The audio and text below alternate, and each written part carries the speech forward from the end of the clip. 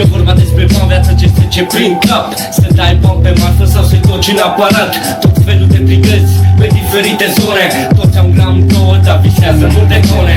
Oameni de rang înalt cu spirite de învingători. Văd săraci și cinstiți, diferențe de valori. Când ești viu fumezi, primești flori. Dar când ai să mori, o să mă ignori, a? Fiecare vede viața în felul lui. Mulți mănâncă sănătos, man fumează un cui. Dobra, chill, rime pe loc. Man beat mor din nou în stare de șoc.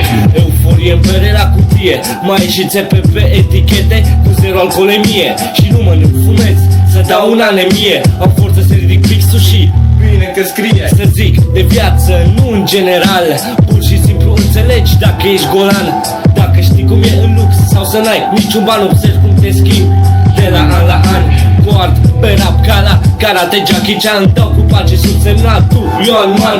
O ard pe rap ca la karate Jackie Chan. Dau cu pace și pentru Dobra.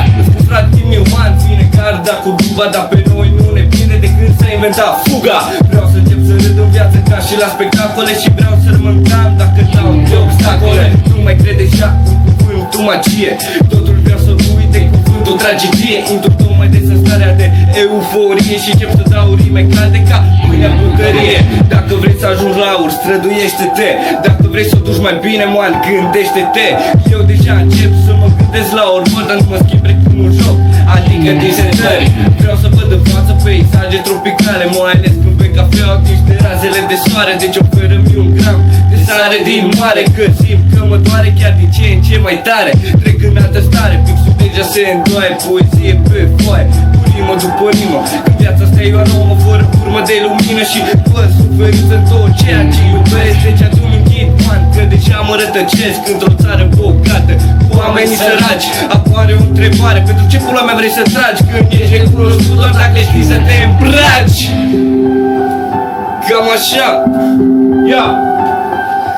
Zilnic în priză, zilnic pun preț pe miză. Zilnic vreau iarbă și zilnic vreau pizdă. Zilnic vreau vacanță, măcar 5 minute. Că telefonul sună des, în continuu vino, du-te. Zilnic în priză, zilnic pun preț pe miză. Zilnic vreau iarbă și zilnic vreau pizdă. Zilnic vreau vacanță, măcar 5 minute. Că telefonul sună des, în continuu vino, du-te.